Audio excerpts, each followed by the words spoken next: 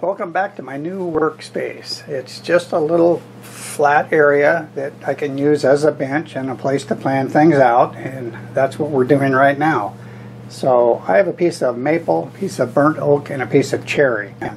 And by the way, I think if you watched a recent video, I was mentioning that I have a new place to put pens and pencils.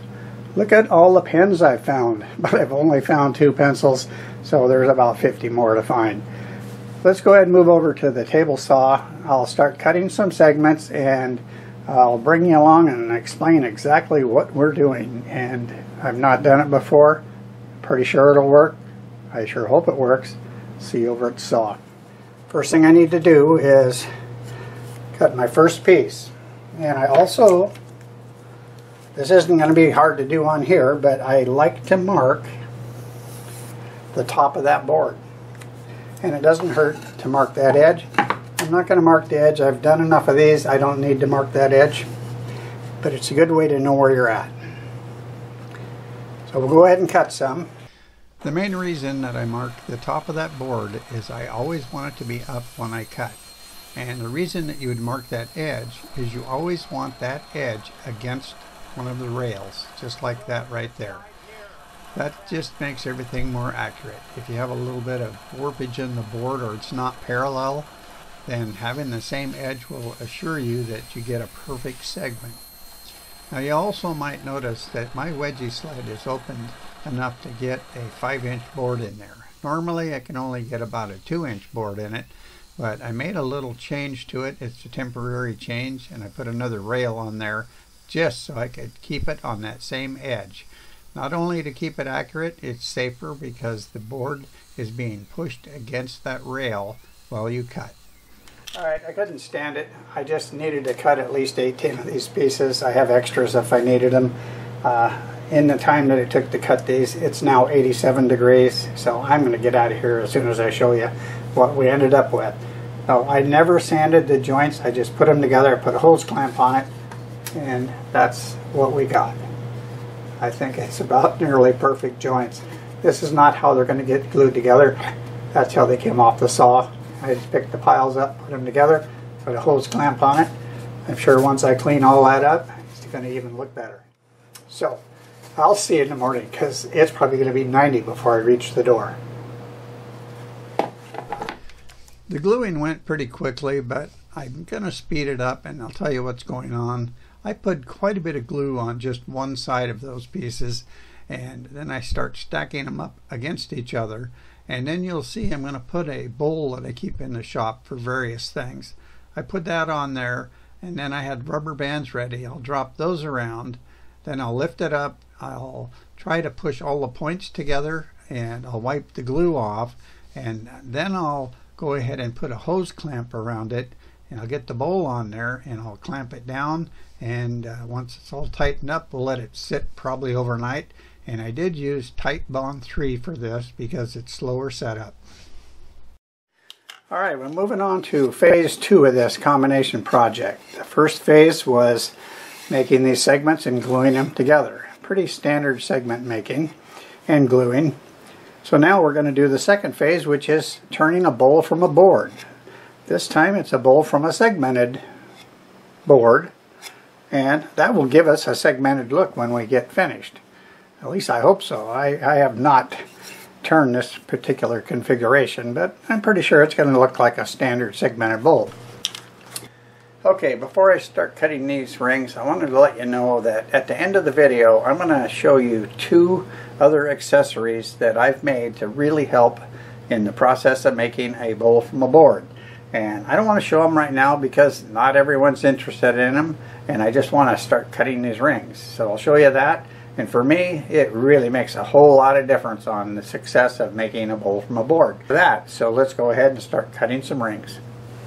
Alright, to double check, I've got this set up on 45-degree angle, and it's maybe 1/8 of an inch away from the wood, and it's right up against my rail. I put this tool in here, it's cutting right on the line. And what I do to set the angle up is I put a popsicle stick in here, check it with a 45, and when I see we have it, I lock everything down. I'm going to touch this tool up and I'll be right back and we will cut a ring. I'm going to have the lathe spinning about 600 RPM. I'll make adjustments as I feel how it's cutting. If you're getting tear out on that back side of that board, that means you're pushing too hard, especially when it's just ready to cut through. And you can hear it. The sound changes when you're almost there. I want to make sure I got the burr side up on this because I just honed it. And we'll go ahead and cut one ring.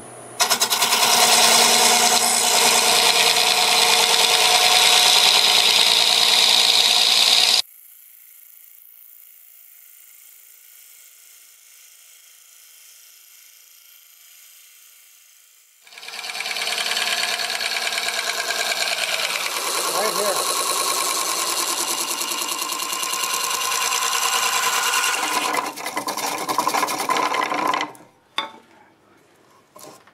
Looks like a nice edge back there. Alright, here is the first ring, and there's no tear out at all.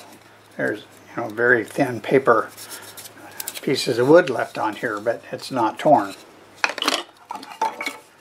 Same thing with this side right here. There's no tear out, so that's really what you want to try to do, is not have any tear out. And you do have to take this back out of the chuck when you take the ring off. Alright, I meant to mention that before I cut the rings, I like to get a pencil line down one of those. It'll be a witness for when it goes back together, and it has its best chance of lining up that way. So how I determine that diameter that I'm going to cut next is I measure the inside of this, and that is about, I'll say 7 3/4. And this is, you know, that's almost 9 1/8. So that would be 5/8 plus a 32nd. So we're going to go 21 32nds. Put a line on there, and it's going to be pretty close. That'd be about right there.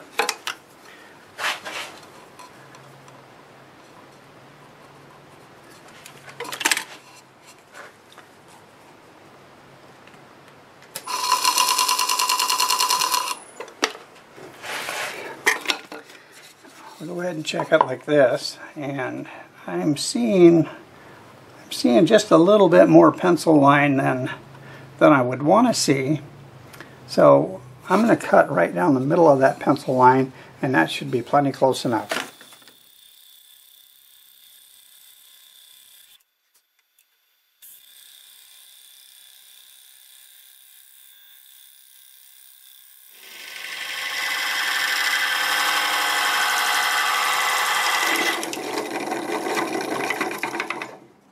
Perfect.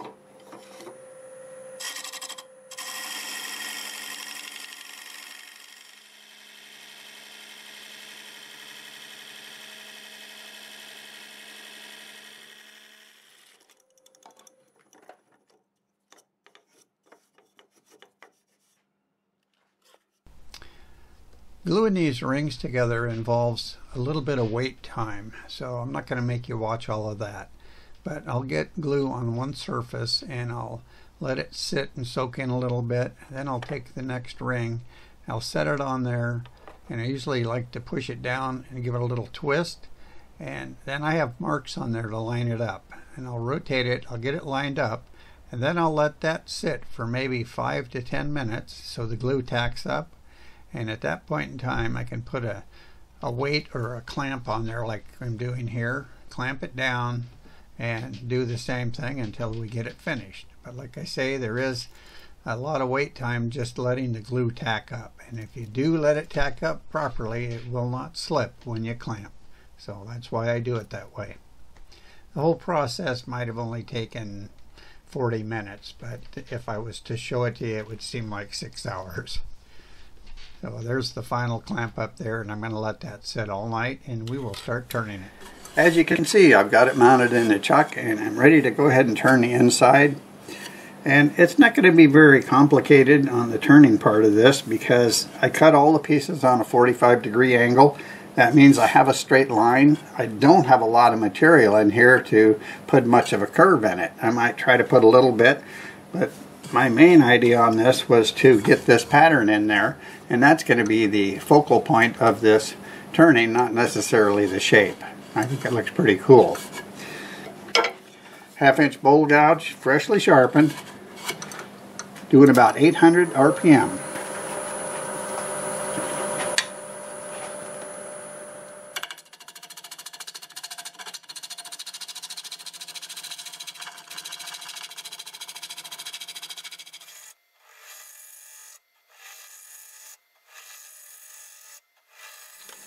Well, I just stopped and measured it. It's about 1/4 inch thick right here. I think I'll stop with that, and I'll go ahead and use a negative rake scraper to blend this corner in and smooth this out.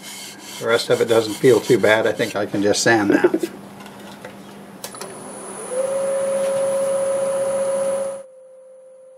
And about 750 RPM.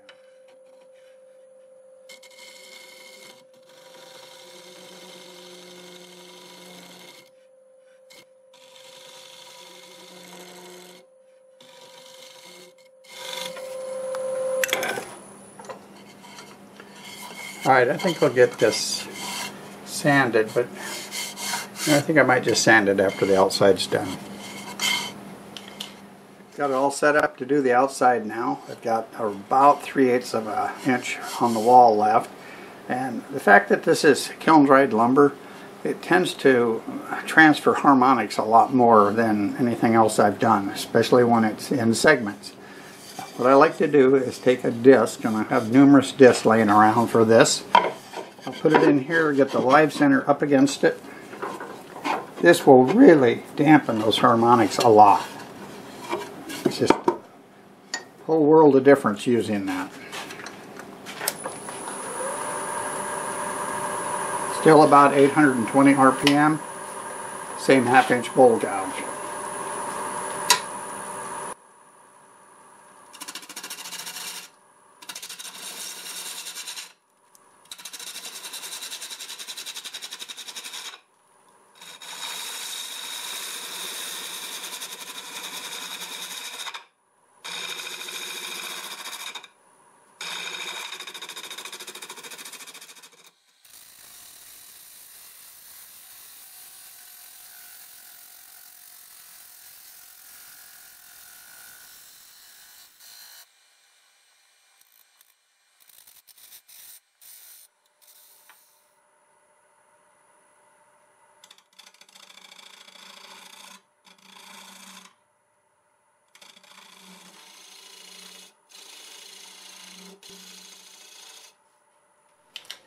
Well, it's time to sand, and just like the turning, this should be very easy. I'm going to start with a 2-inch disc. It's 120 grit, and I'm only going to use it right here just to do a little bit of shaping. And the rest of it, I'm going to use sheets of paper, and this is 150 grit. And I'm going to use that with the lathe running in reverse at about 375 RPM. And the reason is all the grain runs this way, like that. I'm not worried about getting scratches across the grain that I can't remove because I won't be sanding across the grain. So I'll do that with the lathe running in reverse, both applications, and I'll show you some of the sanding, and then I'll just finish it up, and we'll be about ready to put a finish on here. I'll start my dust collector.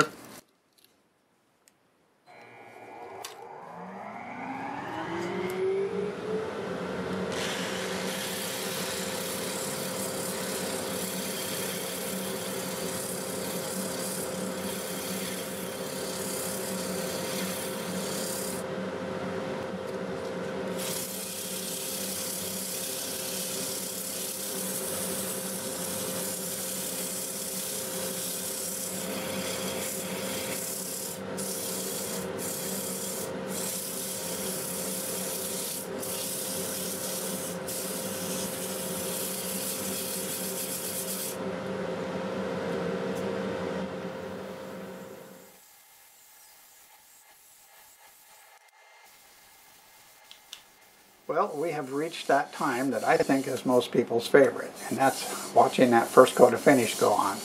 I had considered using spray-on lacquer from the time I started it, but I thought back on the last turning I did, I used wipe-on poly, so I decided I wanted to do that.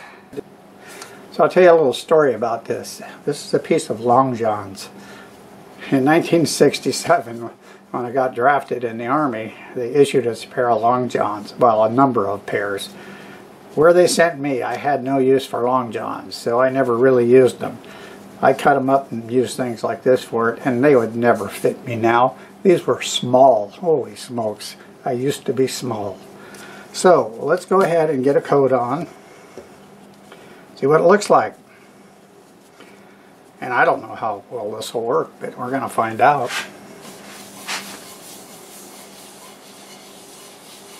That's going on nice.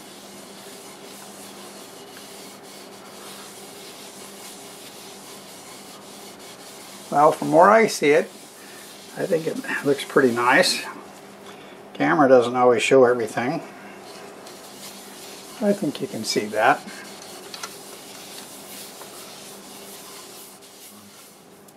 There. Oh yeah, you can see that. I'm going to go ahead and move the camera so you can go ahead and see that I actually put finish on the inside as well. Right on, maybe you'll see it better. Yeah. It should look just like that when we're done, so I'll get all the finish on there and I'll come back and show you what we ended up with.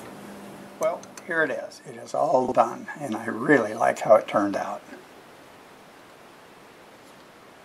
I think it looks pretty cool. There's the bottom, there's the outside. I haven't signed the bottom and put finish on it because I think I'm going to make a disc out of maple and glue that in so that you can see the signature on it, and also I think it'll just give it a little more accent. I probably put 10 or 12 coats of the Minwax wipe-on poly on it, but it was nice and warm around here, and I actually thinned it down just a little bit, and I put most of it on in one day. It really dried fast. Then I buffed it out with the Acks abrasive paste and the polish. It's about 10 inches in diameter, 4 3/4 inches tall, and the walls are between 5/16 and 3/8. I really didn't measure it. I don't like to go much thinner than that with these types of segments. So I started with 1 ring, but I ended up with 5. And that's because I used a bowl from a board method, which is something I've been wanting to do. So, you know, when I glue something up like this and the saw's all set up, sometimes I make enough for another disc. And I'm thinking on this one, instead of making it taller like that, thinking of maybe making it shallow, and I won't have 5 layers, and it'll be more of a dish shape. Tell me in the comments what you think. Would you like to see this turned into a more of a serving type platter or a shallow dish? I haven't decided, and maybe if I get a little opinion on that, I might choose to go that way. So I sure had a lot of fun doing this, and I hope you enjoyed the video. And after you see the pictures, at the very end, I will be showing those special setups that I use to help you make a bowl on the board. So if you're interested, make sure you stick around and watch that. So thanks a lot for watching. If you did like the video, do me a favor. Click that like button and feel free to leave a comment. Both of those things will really help my channel grow. I do lots of different types of turnings, and you never know what might be next. So be sure to subscribe if you want to see more. And a special thanks to all my current subscribers. You really mean a lot to me.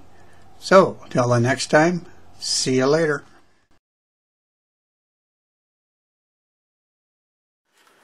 So, as I said in the beginning, I'm going to show you a couple of the fixtures that I've come up with. And actually, I've been using this same method since I designed this ring cutting jig, but this is a huge improvement on it because the setup is really, really easy. And you have seen this. This is nothing more than some scraps that I hooked together that are positioned about 1/8 inch away from the back, when you cut the ring, it can only go that way 1/8 of an inch. It's not going to drop down onto the chuck and start flipping out around. And I used to do it that way. I've never had one break. But when I start doing it on pieces that have been glued up, I decided I should come up with something. So this is what I come up with. As the rings get smaller, I can just push that in. So that works really good. The other thing, and I'm going to tilt the camera so you can see this. That should be enough. So that's nothing more than like a T shape right here. And when I got this fastened together, I made sure that it was a right angle to the lathe. That goes in there, and the piece that swivels, this one, that's a place to get a clamp on it. That's at a right angle. When I put it up against the banjo here, now if I clamp this down, just use a little clamp like this. Doesn't take much, there's not going to be any pressure against it. Now when I cut my first ring, I can slide it back and forth to the next ring. The advantage of this is really only helpful if you're cutting the same angle, like 45 degrees. You'll be 45 degrees on the next cut. You don't have to play around and get this set up, because if you don't have anything to keep that at a right angle, you will have to adjust that. So basically that's all there was there. It's just really simple. I think if you can make something and you're out and you're a woodworker turning, these little things here will be easy for you. And if you have scraps, they don't cost anything. The other thing is, this is a modular shaft that Nova makes, and I think Robert Sorby has one. That's threaded. I 3D printed this, so basically that cost almost nothing. I think this was $15 or $20 at the most, so that's what that costs to make. So if I can make anything and save money, that's what I'm going to do. So if you have a 3D printer, this is easy to do, or if you have a friend with a 3D printer, you can do that. So that's all I wanted to show you. Anyways, thanks for sticking around this far, and I'll see you on the next video.